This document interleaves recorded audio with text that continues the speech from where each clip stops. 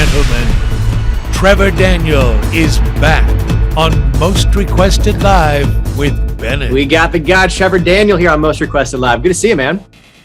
Good to see you too, man. How's it going? Everything good? Everything's good. Can't complain. How about you? How are you physically, mentally, spiritually? Everything good with you in your world? Yeah, way better. Now that things are opening back up, I think I need people. Yeah. Even like the most introverted people in the world, like they need to see people and travel and like do things again. So I completely agree. You were talking about this past year is like the best year and worst year of your life, like the highest highs, and the worst lows. Walk me through this past year. It's been a minute since we've talked. Shit, dude. Okay. So, from the beginning of 2020, roughly. Okay. So falling started popping off, everything's great. Like it was like a 3-month long adrenaline rush. Like right. It was awesome. Like I had like a ridiculous amount of energy. Like I would legit not sleep for like 2 or 3 days. I mean, the third day I would start getting kind of like weird, Yeah, super weird, and I would just say weird shit, and I would be like super hyper for some reason, just because I think I was trying to like stay away, but like I would just like not need sleep strictly just because I was just like excited 24/7. It was awesome. And absolutely. we did a couple shows and those both sold out, and that was really cool. And like yeah, and then the world shuts down, which was really that was really weird, bro, because it was like 100 to 0 pretty much instantly. Like that. Yeah. And like it was super weird because I had like no control over it, none of us did, but that was really weird. And like from going like literally from like 7-8 a.m. every day till like whenever, because I was like working on a project while doing all like the radio promo stuff and like talking, like going and like having lunches and all this stuff. So it was like everything, like I would have like 4-minute breaks low key, like to just Yeah. sit there for a second, or in traffic. Like that was the only time I would really just get to like sit back and be like, okay, all right, let me like what's actually happening, Right. But that only happened for like like a few weeks before like everything shut down. So like I didn't like go many places that like I kind of like visualized in my head already. Like with like pairing it with like how Falling was doing, you know what I mean? So like Right. I was like, okay, damn, we're doing this, we're doing this, we're doing this. This is like crazy. Like I always like dreamed about all this stuff. And then the world shuts down and nothing's happening. And then I'm like sitting there, like still in this like headspace where I'm just like, I have all this like crazy energy and all this stuff. And then like, so I'm still trying to do that stuff in my house and everything. And like I was just making things up to do. Cause like I also had writer's block because I just finished a project like Nicotine. I had just finished that and turned it in. So I couldn't write anything, but that was okay whenever I was busy doing a lot of other stuff, like, but not when I wasn't sitting. So Yeah. everybody was like, oh yeah, I'm using this time to be creative and everything. And I'm just sitting there like, oh, fuck, bro. Like I don't have any like inspiration right now. Like Absolutely. and then I'm getting like phone calls and stuff, and they're like, oh, like Falling's doing this, Falling's doing that, and I'm like, oh, that's crazy, you know what I mean? But it like I'm like just sitting at my apartment. So it was just like weird because I was like, okay, like I'm excited about this, but also the sky is orange outside because like there's fires and the world is literally ending. It felt like Right. people dying. And then I had this like whole thing. I'm like, damn, like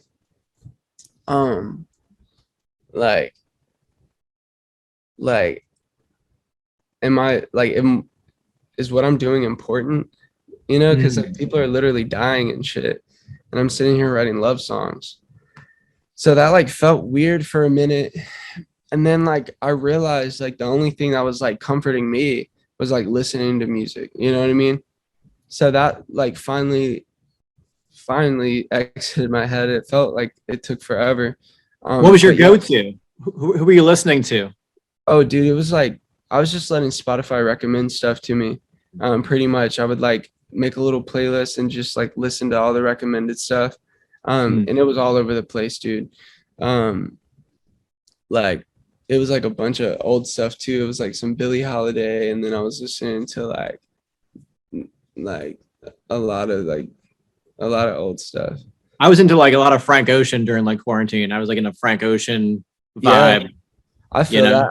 Yeah, I had a whole like Channel Orange Blonde like section of quarantine too. That was like my vibe for a minute.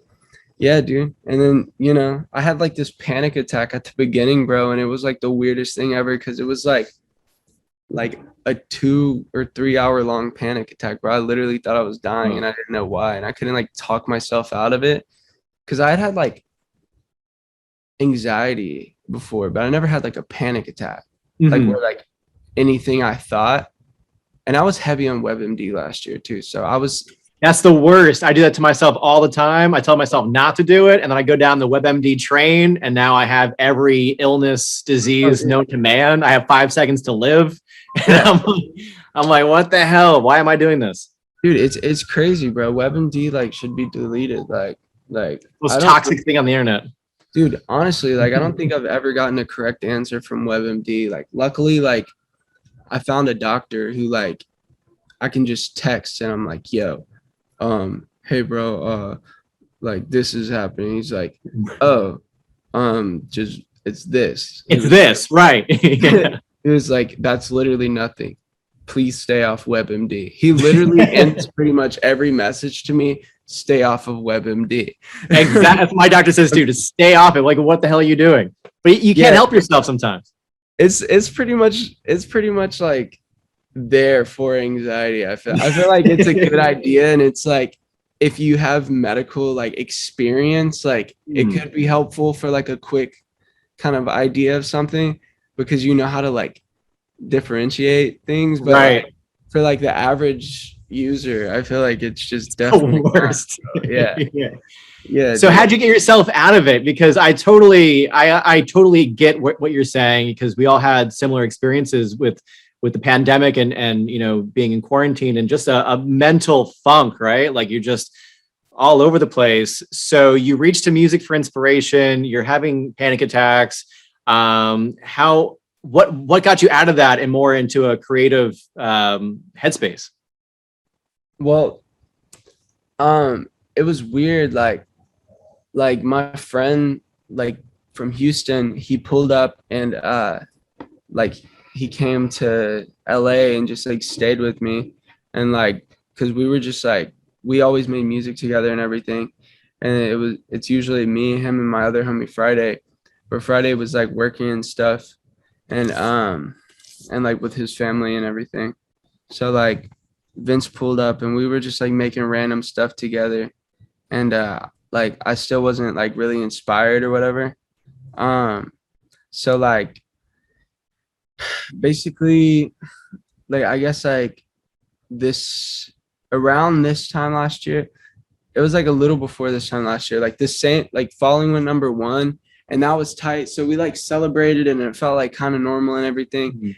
And then like not to get all like bummy or whatever, but like 2 days later, like my dad died. And like so it was like the week my song was #1, like my dad died. So that's another like super high to super low real quick. And like and then it was like a month of me not like I wasn't like feeling anything, like happy, sad, nothing. Like I was just like, which is like weird. That was like the weirdest headspace I think I've ever been in my life. And then like after that, like I was like really trying to like stop letting like anxiety and stuff, because I started like realizing like, damn, like life is short and it could happen like anytime, like randomly. So I started like trying like new things, just like trying to like figure out like, yo, like life is short. Like I don't want to be like living like with anxiety all the time and like letting that control me and all of that stuff. So like I just started like just I don't even really remember what I did. It was just like random stuff. Like I would just like go do more stuff like outside and stuff. Like at one point I was trying to garden. Like I was just like trying to do weird stuff just to like Yeah. move and get my mind. I built a pond in my backyard. I've never done anything like that in my life. I was like, I'm going to play in the dirt. I'm going to go to Lowe's and I'm going to buy some. I made a whole pond. I could put like toy fish in there. It's like we were tested so much mentally. Like, you know, what can we do with ours? Like, you know, I totally get where you're coming from. It's like you got to get creative. Hell yeah. Did you like dig the whole thing by hand, or did you have to I dug the whole thing, then I had to like line it, and then you put rocks around it, then you put a whole bunch of rocks, you know, on the top of the lining. But you have to make it deep enough because if you put koi fish in there, they could die over the winter. So you got to make it deep. Right. And that's a big ass hole, man. I was digging for a while. And how deep did it have to be so they didn't die? It was like at least like 10 feet. It was like a 10-foot like just hole. I was like, man, I better not mess this up because there's a 10-foot hole in my backyard. Like my wife's gonna freak. And I put a fountain in. Like it's a whole whole thing. I had a lot of time on my hands. I was like, what else am I supposed to do? You know what I mean? That's super dope. I've always liked koi fish. I think they're like the coolest fish. It's like relaxing to watch them. It's pretty cool. I'm not gonna lie. They're pretty looking too. Like, and then the way, like, I don't know, they just look really sick in the water. Yeah. So you were gardening. Did that work out well for you? Did you find like new hobbies that you actually appreciated? The gardening thing, like, it was weird, bro. I got all the gloves and like the trimmers and all of this stuff. Yeah. The only thing that I never planted anything. I just pulled up a bunch of weeds and everything, like at this house that I was renting at the time. So it's like I basically just did all the landscape. You're helping the guy out, yeah. Yeah, and it wasn't really much. Like I like, you know, just pulled some weeds and like pulled some. Like, that's pretty much it. That's all I did. It's kind of therapeutic though, in a weird way. You know what I mean? Yeah, I don't know how to describe it, but I totally get that. Yeah, it was very. And I put some those little like stick in the dirt lights. Oh yeah. At night, so I still felt like I did something.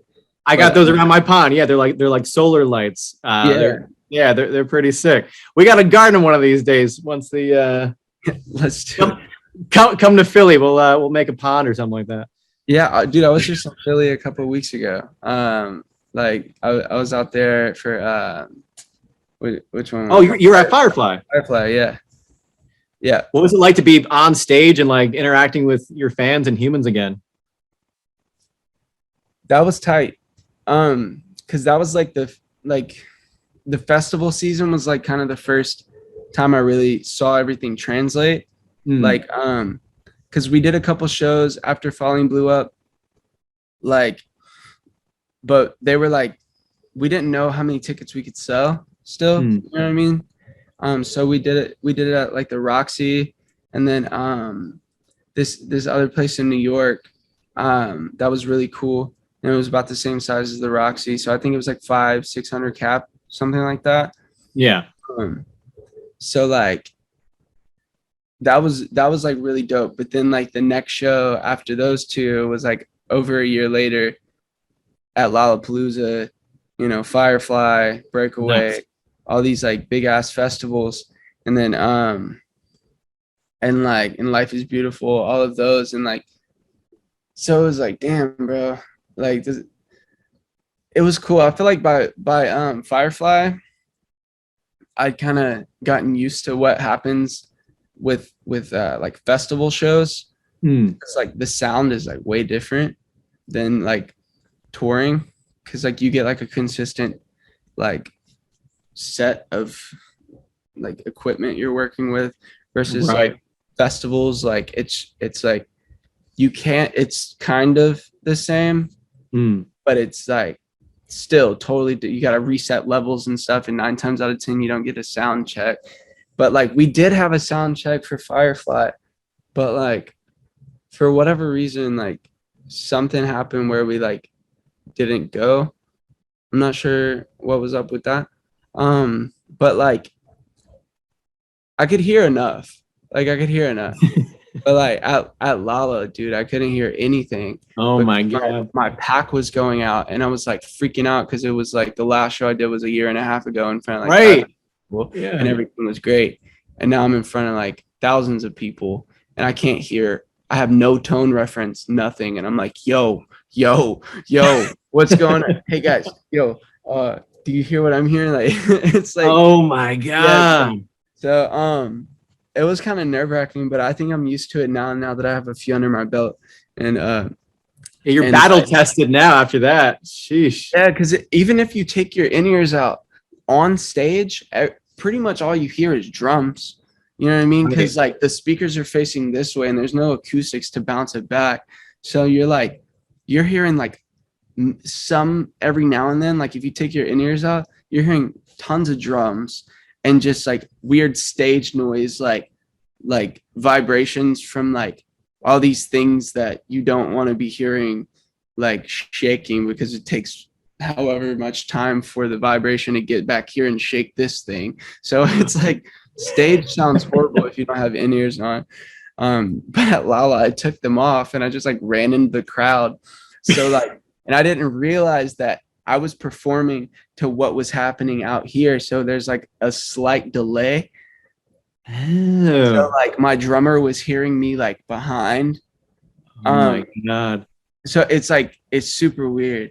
I don't know, dude. It's fun now though, because I get it. But like at first I didn't get it at all, dude. So I was just like, all right, fuck it, we're gonna run with it. And I just like ran into the crowd, which like right after COVID, low key gave me a little bit of anxiety. But like I bet, yeah.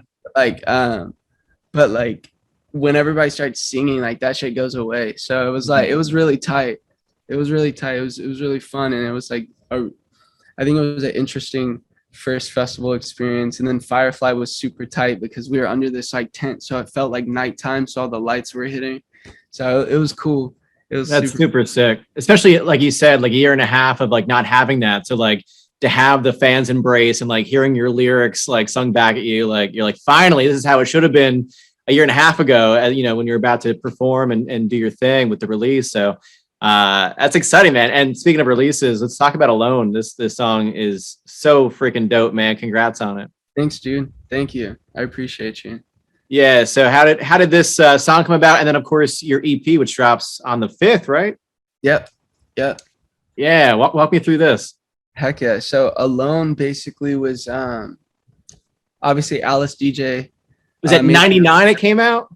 I think it was 99 or like, yeah, I'm pretty sure it was 99. That was a good year for music. 99 is yo, yeah. And bro, literally like this song I've listened to probably like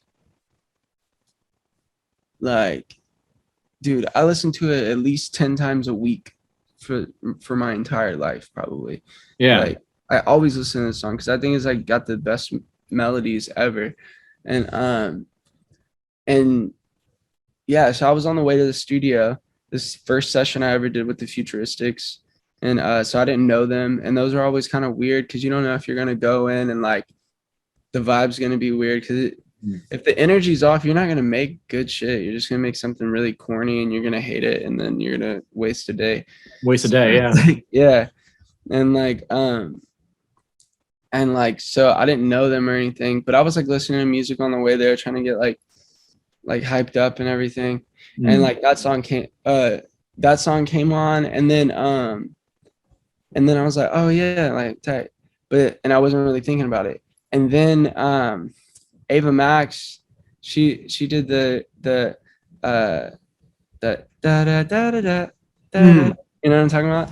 Yeah. I forgot what her version was called, but it was my head of my heart. I think. My Head in My Heart. Yeah. It was the remix for like All Around the World. Yeah. So and then that song came on. So I was like, oh shit. I was like, nobody's really like like that I've heard like really has done like Better Off Alone. And like later I found some people who did and they killed it, you know, but I was like, whatever, I'm gonna just do my own version.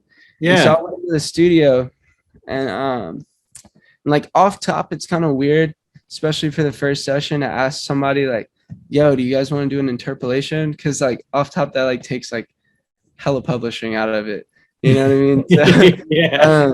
So, but they were down, and I'm like, okay, tight, you know. And then we made it in like a couple, 3-4 hours maybe, and then like we left, and like the next day we listened to it because after the session you've kind of heard it all day, and then the next day you hear it, that's when you know if it's good or not, you know. That So makes sense. You gotta let it sit for a second. Yeah. yeah. So I texted them. I'm like, yo, this shit's really fucking hard. Like, like we should do something with it. Yeah. And then, and because it wasn't originally on the project, because I turned the project in like a minute ago. Like as far as like submitting like the demos, like, hey, these are the songs I want to go with. Sure. And then like, yeah. And then I was just like, wait, hey, this one. So and, yeah. And then all of a sudden it's like the single, and then like, yeah, man. And then It's not funny how that works. That's crazy. yeah, because I feel like the rest of the project is pretty testy, like as far as like lyrical content, because it was COVID and I was like going through it, all these emotions. Like I say some really like extreme shit, like as far as like is like my feeling, right? But then like in lyric form, it's like the most, like if I'm feeling like a little bit like cocky that day or something, which I really don't feel like I'm a cocky person, but like some days I'll be like, okay, hell yeah, let's go. Like it would be like the most extreme version of that. Or if it's just like if I was feeling like angry that day, or like everything's heightened, upset, it's super heightened. Everything in the project is like super heightened, and like the things I say like are like very like oh fuck, you know, like my mom's gonna like hate this project, like it's just like, and I don't really curse that much in my music anyway, so like this one, and I'm not like cursing the whole time, but I do have some songs where it's just like that wasn't really like necessary, you know what I mean? But like, sorry, Mama Dukes. it, like I was like, it wasn't necessary, but like you felt it at the time, though. The feeling at the time, yeah, like it was real and it was authentic. It was authentic you at the time. And like, is there a song on the EP that you can't wait for your fans to hear that is going to be, you know, that is just very vulnerable for you? Super vulnerable. Sorry, someone's calling me. Okay.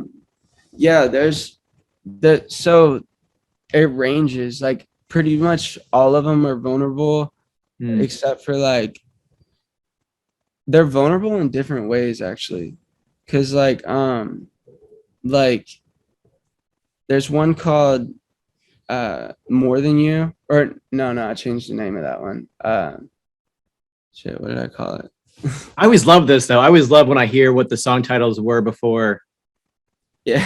So More Than You was the original title of it? It's called Now We're Done. Now We're done. Yeah. That's cool. I like hearing that. Yeah, like that one's very like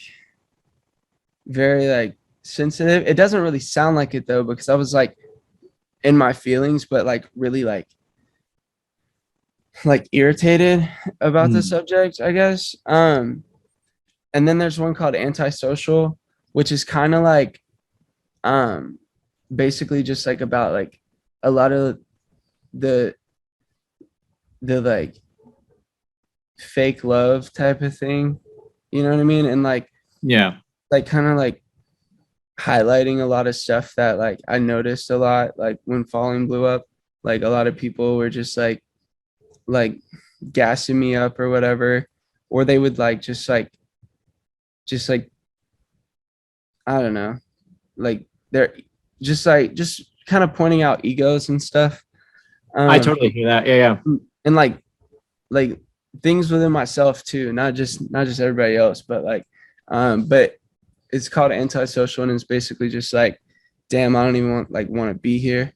Like I not like that I don't normally want to go do shit, but it's just like sometimes I'll be in like at a party setting and I'm just like, fuck, like why am I here? Like Right. this is like really exhausting, and like everybody's over here trying to, like, my wash machine is like going nuts right now.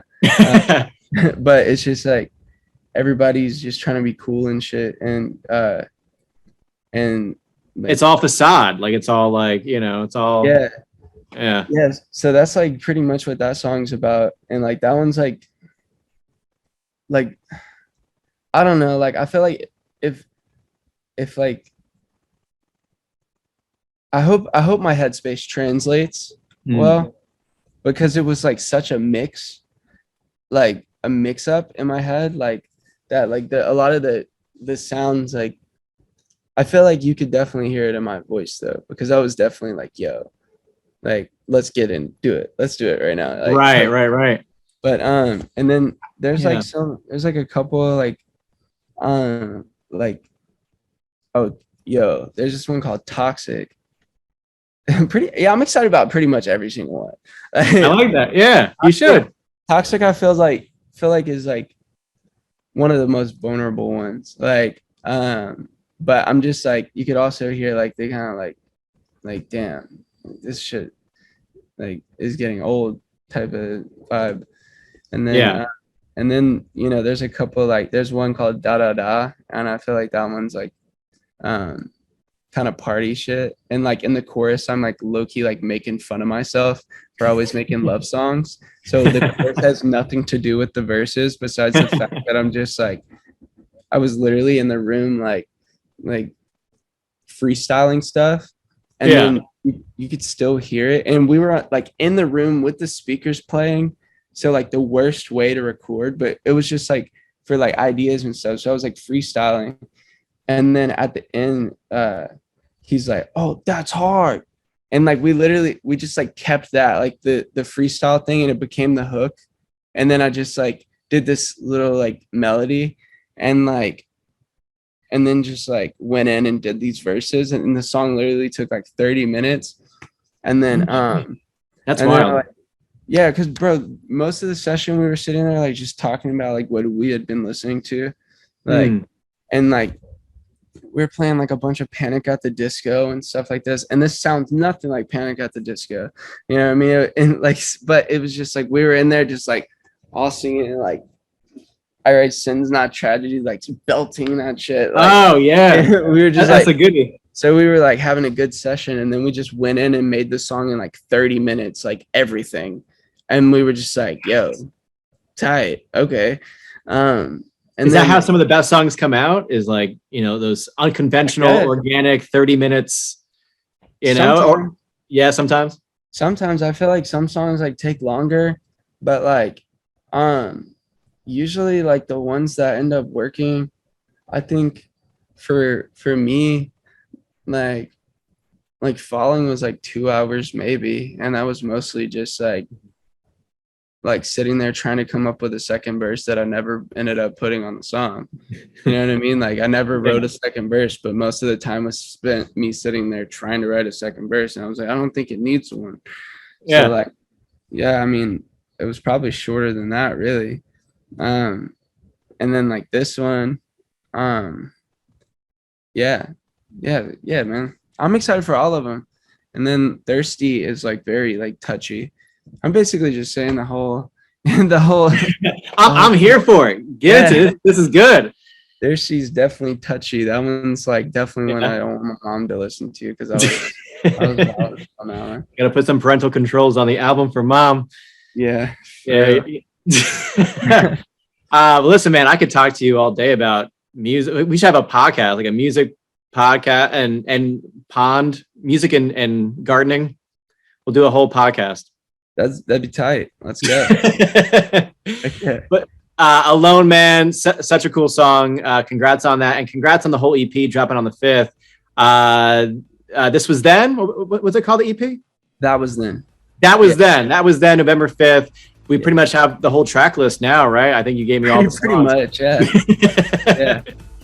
Dude, I can't wait to check it out. You're the man, dude. Thank you so much for the time and being on Most Requested Live. We appreciate it. Thank you, man. I appreciate you.